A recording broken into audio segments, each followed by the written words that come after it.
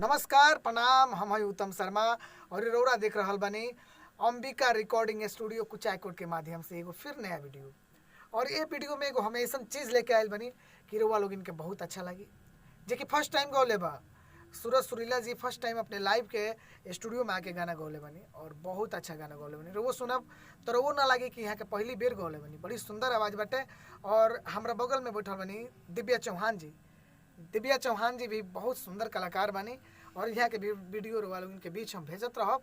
और साथ ही में ये सूरज सुरीला जी के गीत हमारे बहुत ही सुंदर राइटर और कवि साहब अरविंद जी कि हमारा बगल में ही इहों को बैठल बनी ठीक। और साथ ही में हमारे बहुत ही अच्छा कलाकार सूरज सुरीला जी भी बानी। सूरज सुरीला जी के मित्र लोग भी बाटे, यहाँ के मित्र बानी। और म्यूजिक कंपोजर हमारे राजन बाबू भी बाड़े। तो साथ ही में हम लोग इनसे ये कहब कि हमारा चैनल के सब्सक्राइब नहीं कैले तो चैनल के सब्सक्राइब कर ले।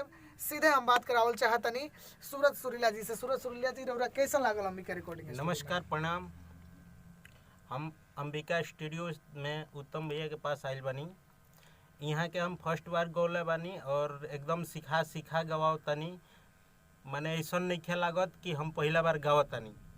क्या बात है। चलिए तो खैर रौरा लोग इनके टैलेंट बार हुआ लोग इनके एगो गाँव के तरीका बाटे। और साथ ही में अरविंद जी के भी हम कुछ अरविंद जी से बात पूछब। अरविंद जी इतना दर्द भरा गीत लिखले बनी रौरा का सोच के सूरज जी खातिर गाना लिखले बने कि पब्लिक के ये अच्छा लागी? नमस्कार प्रणाम। आजकल जो मार्केट में गीत चलता जी जी उ सब देख के हम ये सब गाना बनौले बानी। सूरज जी शुरुए से दर्द भरी गाना गावे नहीं और वाकई में सूरज जी की आवाज बहुत अच्छा बाटे, एकरा वजह से लिखले बानी। चलिए साथी हम थोड़ा सा बात कराएं सूरज जी के मित्र से। सूरज जी के मित्र जी रौरा कैसा लागत अंबिका रिकॉर्डिंग स्टूडियो में? बढ़िया लागता देख के, अच्छा लागल गाना यहाँ के सब कुछ।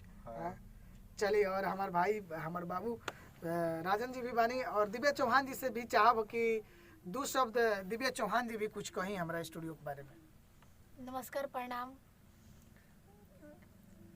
कैसा लागल रौरा अंबिका रिकॉर्डिंग स्टूडियो में आके? बहुत बढ़िया लागल हमरा यहाँ आके।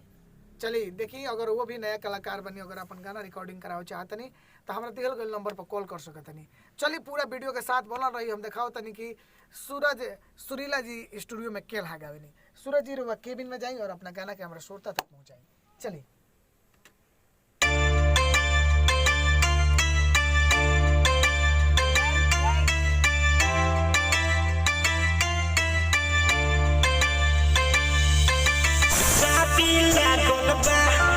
खुश रहो